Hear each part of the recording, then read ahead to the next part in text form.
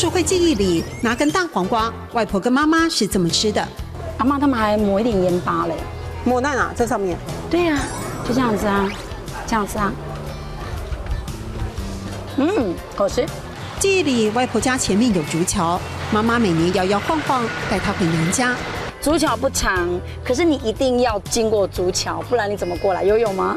记忆里还有小孩玩耍等吃饭，外婆妈妈在厨房忙做菜。可是当母亲罹患癌症过世，当记忆只能记忆，在科技公司上班的黄淑慧义无反顾走进厨房。舍不得妈妈的手艺不见了，然后当哪天真的想吃，你没有机会。小黄瓜拍碎切块，加上豆腐，淋上自制的豆瓣酱，吃时才原味纤维。有鸡蛋里加入大量紫苏或9层塔，烘蛋把油减半。客人称赞冷了吃都美味。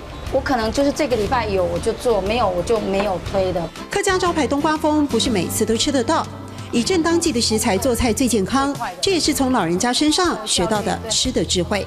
就像现在吃的东西都污染了，你才发现说，天哪，以前的方式叫做有机。所以像这些都是跟妈妈学到的。有家乡给你吃啊，想到家乡的味道，是而且会送到阿梅给素咪，对不对？会想到妈妈的手艺。会。只在周末营业的餐厅，本来是妈妈想做的事业。平常会出现在店里，高龄96岁的外婆这一天身体不适，黄淑慧难掩忧心。忙碌中把做菜当成一种倾诉。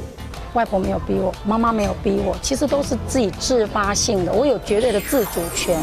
黄淑慧格外珍惜回到3个月与外婆相处的时光，她在这里找到纪念母亲的力量，也开心把妈妈和外婆的手艺分享出去。